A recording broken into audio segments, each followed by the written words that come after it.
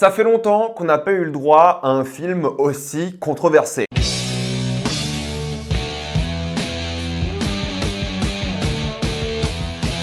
Blanche-Neige. Comme d'habitude, jusqu'à la minute indiquée dans le titre de la vidéo, il n'y aura pas de spoilers, restez tranquille, après on va tout spoiler. Blanche-Neige raconte l'histoire d'une jeune femme, princesse d'un royaume, qui se voit emprisonnée par une sorcière maléfique qui a pris le contrôle de ce dit royaume. Cette sorcière, obsédée par sa beauté, veut constamment être la plus belle, mais un jour, son miroir magique lui dit que Blanche-Neige est maintenant la plus jolie. Elle décide donc d'exiler Blanche-Neige et d'essayer de la tuer, chose qui échoue, et c'est là que commence l'histoire. Avant de commencer, j'aimerais remercier le partenaire officiel de cette vidéo, c'est BorgosVPN et ses 38 millions d'utilisateurs et presque 5 sur 5 sur Trustpilot. Vous les connaissez, c'est le meilleur moyen de soutenir la chaîne, mais c'est aussi un service utile que j'utilise tous les jours. Je vous mettrai dans la description, quand épinglé, des sites internet qui vont vous dire dans quel pays se situe le film que vous voulez regarder, et ensuite vous changez. Vous vous connectez au Canada, États-Unis, Royaume-Uni, Belgique, Suisse, Italie, peu importe, ces pays ont souvent la VSTFR, et pour ceux qui en ont besoin, aussi la VF. Quelques exemples sur Netflix, vous avez des grands chefs-d'œuvre comme Venom 3, comme Craven et blague à part, un vrai bon film comme The Outrun. Sur Disney+,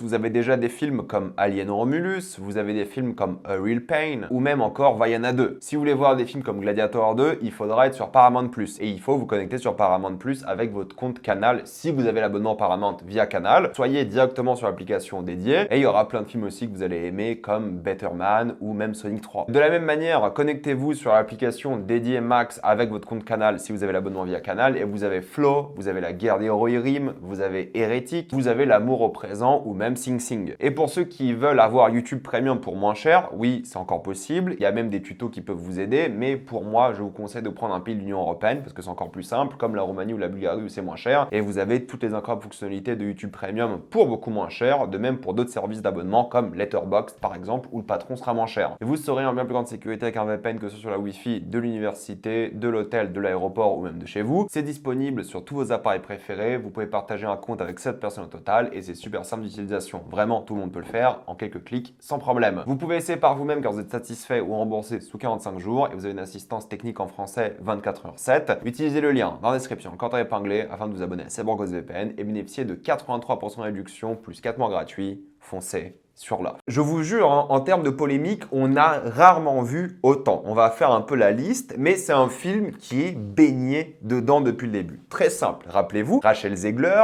au début, elle était déjà énormément critiquée. Pourquoi? Parce qu'elle n'est pas blanche comme neige. Et ça, moi je l'ai toujours dit, je m'en fiche un petit peu. En réalité, si l'actrice est bonne et si la couleur de peau n'a pas d'importance dans l'histoire, ça n'a pas d'importance dans le casting. Et Blanche-Neige, mis à part le nom, n'a pas d'importance. Je veux dire qu'elle soit blanche ou pas, ça change en rien l'histoire du récit. Donc, pour moi, l'important, c'est une bonne actrice. Et Rachel Zegler, après moi, est une bonne actrice. On en parlera surtout après, mais c'est un choix de casting qui a fait polémique juste à cause de ça. Je pense que les gens s'en fichent un peu maintenant. Je pense que, mis à part quelques influenceurs un peu fachos, hein, on les connaît, ça dérange plus personne. On a réussi à grandir à travers ça. Mais voilà, déjà, ça a fait polémique à l'époque. En plus, Rachel Zegler, c'est une féministe. C'est une féministe très woke, entre guillemets. Et elle se bat constamment pour les femmes, elle se bat constamment pour les opprimés, on en parle juste après. Et elle a dit qu'elle voulait pas que le prince soit la personne qui sauve dans le film et des choses comme ça. Chose qui n'a pas vraiment été adaptée différemment de l'œuvre originale. Pour ceux qui avaient peur que Rachel Zegler, la woke féministe, gâche le film, non. Ensuite, on a le délire, encore une fois, film live action de Disney qu'on a vu 20 fois avant. Eh bien, le film est assez différent, mine de rien. Alors oui, les trucs majeurs du film original sont présents, des musiques, des choses comme ça, mais globalement, le film est un peu différent. C'est une autre approche à l'adaptation de l'œuvre. Ça reste une adaptation, je dirais, de l'œuvre Disney plutôt que du conte original,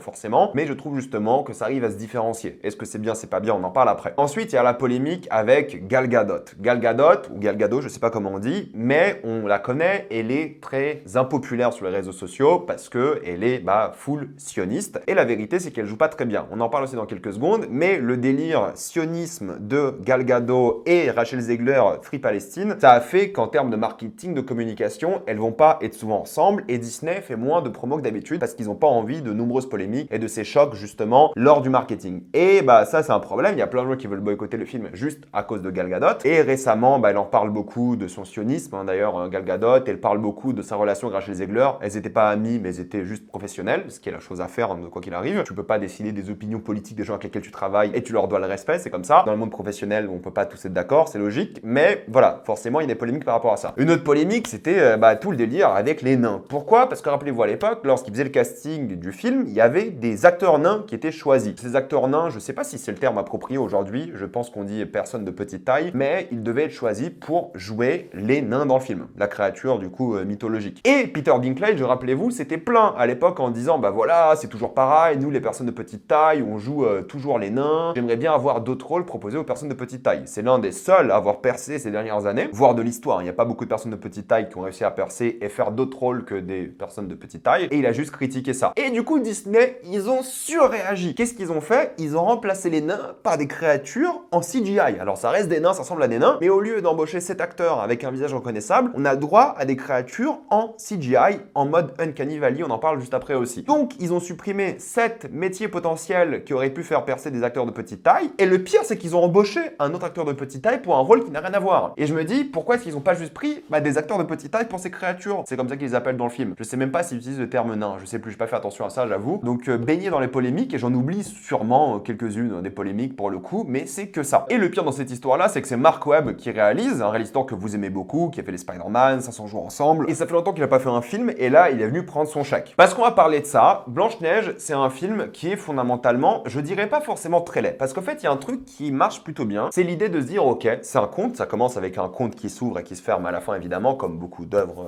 comme ça, et il y a une approche, évidemment, très studio. Tout a été fait en studio, il n'y a rien qui a été fait dehors, ou quasiment rien, sauf quelques passages, mais grosso modo, on voit les fonds verts, ou le volume, ou peu importe, on voit que c'est en studio. Mais il y a un côté un peu féerique, magique, presque de rêve, qui ressort plutôt bien de l'œuvre. Alors il y a des passages, surtout dans la nature, qui sont plutôt bien, parce que justement, vu que c'est des studios, vu qu'il y a ce côté un peu féerique, suréclairé, tu vois, il n'y a pas d'éclairage naturel. Ils n'ont pas de surexposition. Je dis pas que le film est joli, mais il y a un parti pris et une approche qui est pas toujours très belle, je le concède, qui fait un peu rêve studio, qui m'a pas dérangé. Même le village, on dirait Disneyland. Tu vois clairement qu'ils n'ont pas fait un vrai village, tu vois que les décors, les fonds surtout sont faux et tout, mais il y a ce côté studio, comédie musicale, et ça fait plus penser à du Broadway plutôt qu'à un film sérieux médiéval. Et ça, je trouve que c'est une approche pas intéressante forcément, mais qui passe bien. Genre, c'est pas moche, c'est pas beau non plus, mais ça passe. C'est pas un cauchemar à regarder en termes d'effets spéciaux, de décors, tu vois, les animaux sont plutôt bien faits, des choses comme ça. Je dis pas que non plus que c'est agréable, mais je m'attendais à pire. Je m'attendais à vraiment être aveuglé de mocheté par rapport au film, mais non, honnêtement, ça va. Maintenant, en termes de mise en scène, c'est vrai que moi, j'ai plusieurs problèmes. Il y a des trucs un peu bizarres comme les montages. Parfois, il y aura un montage, je sais même pas comment expliquer, où un personnage va passer et l'autre image va apparaître lors du mouvement du personnage. Des montages qu'on voit beaucoup sur les réseaux, qui sont un peu tape à l'œil. Ça arrive 2 fois dans l'œuvre et c'est tout. Je sais pas pourquoi et comment. Mais le souci que j'ai avec le film, c'est que je trouve que c'est plat en fait. Mark Webb, c'est un mec qui respire comme une énergie, qui respire quand même quelque chose d'assez esthétique en général, quand il est pas enfermé, j'imagine, par Disney. Parce qu'en vrai, là, il y a des séquences, surtout les passages musicaux, parce qu'il y en a beaucoup, hein, c'est assez généreux sur la musique, ce que j'aime bien. Il y a des chansons qui sont plutôt cool, que j'ai trouvé agréables, on en parle un peu après, mais grosso modo, elles sont mises en scène de manière assez simple. Et tout le film est mis en scène de manière assez simple, c'est des chants contre chants, et puis basta. Et c'est un peu dommage, parce qu'il y a des séquences, tu dis, musicales avec plein de figurants, des beaux décors et tout, et il y en a, où c'est un peu dommage qu'ils aient pas profité un peu plus de ce qu'ils ont. Et je trouve que le film est très simple. Et l'approche du film est très enfant. Cette fois-ci, contrairement à beaucoup de live-action Disney, il n'y a pas du tout cette ambition, je pense, d'aller chercher des adultes. Je pense que celui-ci, plus que les autres, vu comment ils l'ont fait, ils sont allés chercher la vibe très enfant. Vibe un peu d'innocence. Et ils l'ont joué un peu cliché, mais dans l'esthétique aussi. On fait l'esthétique la plus simple, avec des effets spéciaux un peu extravagants, avec la magie, des lucioles, des trucs comme ça, mais vraiment très simple. Et on fait aucun mouvement un peu osé. C'est vraiment très banal de ce point de vue-là. Et honnêtement, ça fait le taf. Il n'y a pas un montage horrible, c'est fonctionnel, disons. Et c'est un peu dommage parce que je pense qu'il y a certains moments qui sont bien. Il y a une chanson d'amour entre les 2 personnages principaux. Et là, tu vois, Mark Webb, il ressort un peu sa romance qu'il a souvent fait dans ses films. Et il y a une sorte de belle connexion. T'as l'impression que les gens autour de ce personnage-là disparaissent. Il y a un truc un peu figé dans le temps qui est joli. Et ces partis pris-là, j'aurais aimé en voir un peu plus. Toute l'apparition de la sorcière en mode vieille est pas mal aussi. Elle est vraiment glauque, elle est malsaine, elle est sympa quoi dans l'idée. Et elle contraste bien avec le côté un peu féerique. Donc il y a des choses qu'en vrai j'ai bien aimé, mais globalement un peu déçu du côté technique. Mais j'aime bien un peu l'aspect qu'ils ont par rapport aux thématiques de l'œuvre. Grosso modo, c'est pas vraiment une histoire d'amour qui est là, même s'il y en a un petit peu, c'est une histoire de classe. La méchante sorcière qui est devenue reine, qui prend toutes les ressources, s'accapare tout et ne laisse rien aux autres, qui forcément va créer la pauvreté. Et du coup, t'as un shift aussi visuel du début du film où tout est joli, tout est beau, les gens sont heureux, colorés, à un gris et sombre montré comme ça parce que la sorcière prend tout. Et tout change aussi esthétiquement. Du coup, ça parle un peu de cette lutte des classes, de ce truc un peu anticapitaliste et en même temps de ces gens pauvres qui commencent à voler. Et ils ont une phrase sur ça qui est assez drôle. Est-ce que c'est éthique ou pas de voler quand t'as plus rien à manger parce que quelqu'un s'est tout accaparé? Il y a un truc un peu comme ça qui est assez drôle à voir dans ce genre de film. C'est toujours pareil, hein. Tu sais, Disney, ils font plein de films anticapitalistes. Alors que bon, hein, on connaît Disney. Ils ont tenté un peu des choses différentes. Ils se sont concentrés plus sur ça que le reste. Les relations entre les personnages sont pas si importantes que ça. Je veux dire, les personnages évoluent pas vraiment. Mis à part, tu sais, l'amour qu'ils ont entre eux, genre Blanche-Neige, les nains, Blanche-Neige, le prince et tout. Il y a pas vraiment d'évolution de personnages. Ils changent pas vraiment. Le but, c'est vraiment cette fable, raconter cette histoire un peu mignonne, mais il y a pas la morale qu'on aurait eu à l'époque. Tu vois, ça enchaîne les événements de manière assez mal rythmée, je trouve. Le film est trop long, 1h50, 1h30, ça aurait été génial pour le film. C'est un peu long, malheureusement, et j'aurais largement préféré une histoire plus condensée et mieux racontée. Ça va un peu en longueur, surtout que ça fait pas avancer l'histoire des personnages. Alors, il y a des trucs qui sont pris du film original qui marchent bien. Bah, les chansons sont bien, je trouve, pour le coup. Toutes les chansons sont assez agréables, assez sympas. Dommage pour la mise en scène. Et le pire dans l'histoire, c'est qu'elles sont bien et sont cool. Il y en a des nouvelles, il y en a qui sont mignonnes, il y en a qui rentrent un petit peu dans la tête. Il y a un vrai parti pris dans certaines scènes, il y a un vrai féerisme. Il y a des choses bien dans le film pour le coup. Mais le plus frustrant quand même dans cette histoire-là, c'est que Rachel Zegler, elle joue bien. Elle fait une bonne Blanche-Neige, elle est cool, mais tu vois qu'elle est un peu handicapée par le fait de jouer avec personne. Parce que dans la majorité des scènes, elle est seule dans un studio, il y a que des nains en CGI, il y a quasiment pas d'acteurs, et tu vois qu'il n'y a pas trop d'interaction avec eux, et ça fait très faux. Et ça qui est un peu dommage, c'est que le film fait très faux la majorité du temps. Ils ont tous un peu de charisme, les acteurs. Tu vois, le prince, il joue bien, il a du charisme, il est drôle, il est sympa, ils ont une vraie alchimie, je trouve, qui est plutôt mignonne, qui marche bien. Alors il y a un truc, moi, qui m'a un peu, comment dire, fait rigoler. Vous savez, il y a une blague sur les réseaux. Il y a des gens qui font des films d'époque médiévale, mais qui ont un iPhone face. Ce visage d'iPhone, en mode ce visage n'aurait pas existé au Moyen-Âge. Et il a vraiment un visage d'iPhone, ce mec. Et c'est drôle parce que le mec est bon, je trouve, mais il a une tête qui marche pas du tout avec le genre. Et c'est pour ça que je dis c'est plus une comédie musicale Broadway. C'est qu'on enchaîne les séquences musicales dans différents studios, décors. Ça a plus cette vibe-là qu'une vraie vibe de film avec une narration un peu continue et tout. C'est plus ça l'objectif du film. C'est ces grands moments en musique et tout qui sont pas mal. Mais le problème, pour moi, c'est Gal Gadot. Et encore une fois, on va dire que je la déteste, mais moi, je l'ai défendue pour Wonder Woman 1. Je trouve qu'elle était bien dedans, mais depuis, tous ses rôles sont catastrophiques. Elle est vraiment mauvaise. Parfois, c'est la direction d'acteur. Je pense que dans Wonder Woman 2, c'est pas vraiment que sa faute, mais depuis, elle est mauvaise. Et là, je comprends pas ce qu'ils ont voulu faire avec la reine. Vraiment, je suis un peu paumé. Parce qu'en fait, pour moi, elle a la meilleure chanson du film. Je trouve que c'est les meilleures paroles, le meilleur rythme. Elle a une super chanson. Mais la manière dont elle le joue et dont elle le chante, c'est à la fois gênant, mauvais. J'arrive pas à la prendre au sérieux. Elle a des intonations bizarres. Elle a une physicalité étrange. Je sais pas c'était quoi le parti pris. Et j'ai pas envie de la critiquer que elle, mais j'ai trouvé son personnage et la manière dont elle le joue assez atroce. Donc je sais pas si c'est un parti pris artistique de se dire ok, Gal Gadot, il faut que t'en fasses des caisses de manière assez gênante. Et elle a des mouvements de visage très bizarres aussi. Je sais pas ce qui s'est passé. Donc je sais pas s'il est vraiment horrible et atroce. Elle a l'air, hein, vraiment dans ce film. Je trouve que ce film lui rend pas du tout justice. Mais en même temps, bah, j'ai pas vu beaucoup de films où on peut lui rendre justice, quoi. Donc je trouve qu'elle est vraiment atroce dans le film. Le personnage aussi de manière générale. Et je trouve que l'arc du personnage est complètement raté. En partie à cause d'elle. Encore une fois, je pense que c'est un problème lié à plein de choses. C'est pas que sa faute, mais elle est vraiment pas bien. Et je trouve que bah, justement, la reine et la sorcière est vraiment gâchée. Pour moi, c'est vraiment le gros point noir du film, c'est tout le traitement de son personnage, ce qui est un peu dommage. Je dis pas que tous les autres acteurs sont excellents, mais ils font le taf, ils sont bien, ils sont un peu charismatiques. Elle, je sais pas ce qui s'est passé. Et il faut parler évidemment des nains, parce que les nains, ça va pas du tout. Le parti pris des nains en CGI, déjà, ils sont atroces, parce qu'on dirait vraiment des humains, mais en Uncanny Valley, du coup, ils sont atroces. Bon, le doublage est bon et les gens sont bons en dedans, c'est pas ça le souci, mais ça va pas du tout. Le passage dans la mine et tout, bah visuellement, c'est full CGI,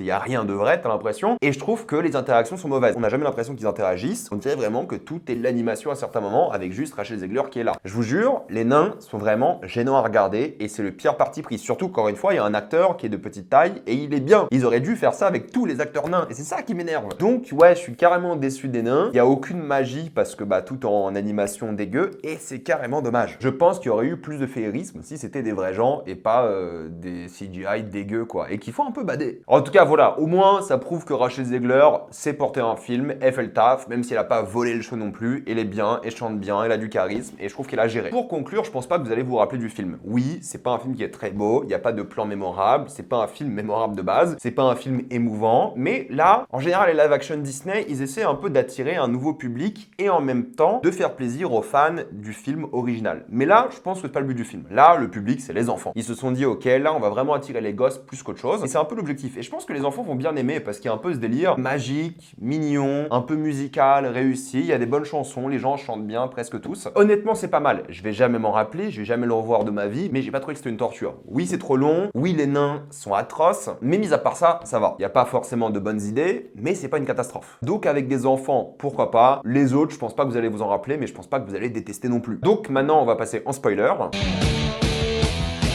Il n'y a pas grand chose à dire en spoiler, hein, vous connaissez tous Blanche-Neige, mais j'aime bien le début où tu montres évidemment ce royaume qui est joli, tu montres le couple qui est heureux, tu montres que c'est un bon roi qui pense au peuple et tout, et la dégringolade du royaume lorsque quelqu'un décide de s'accaparer toutes les ressources, toute la nourriture, d'où le côté un peu anticapitaliste de Disney. J'aime bien les chansons, c'est le peuple qui mange des tartes aux pommes, qui sont heureux, et de plus en plus ça devient gris, à elle qui chante seule en train de laver le sol. J'aimais bien ce parallèle qui était plutôt réussi. La chanson de Gal Gadot, encore une fois, je trouve qu'elle est bien, je trouve que c'est une belle chanson, je trouve que les paroles sont bien, ça rentre en tête, mais son délire, ses mouvements un peu bizarres comme ça, j'étais en mode...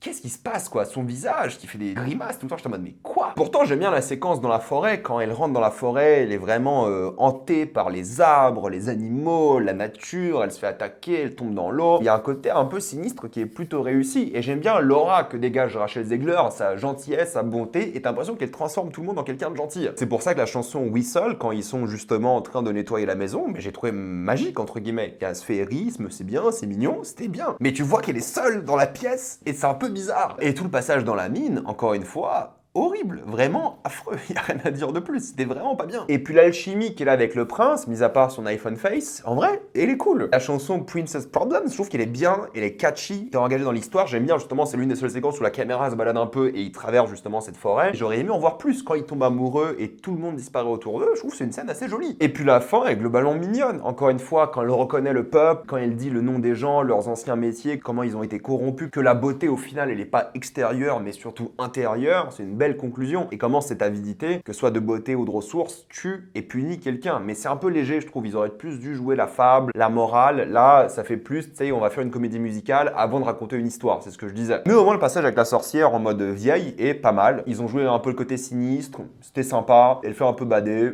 C'est cool. Voilà, je vais m'arrêter là. Mettez-moi dans les commentaires ce que vous avez pensé du film. Avez-vous adoré ou détesté? J'ai envie d'avoir votre avis. Avant de quitter cette vidéo, pensez à utiliser le lien dans la description, le commentaire épinglé, afin de vous abonner à toutes les plateformes de streaming en toute accessibilité, sécurité et avec beaucoup plus d'œuvres. Tout ça pour 2,03€ par mois plus 4 mois gratuits. Foncez sur l'offre. Pensez à vous abonner pour voir les prochaines vidéos. Mettez un j'aime, ça aide beaucoup la chaîne. Suivez-moi sur tous mes réseaux pour plus de contenu court ou des lives. Et moi, je vous dis à la prochaine fois. Salut à tous.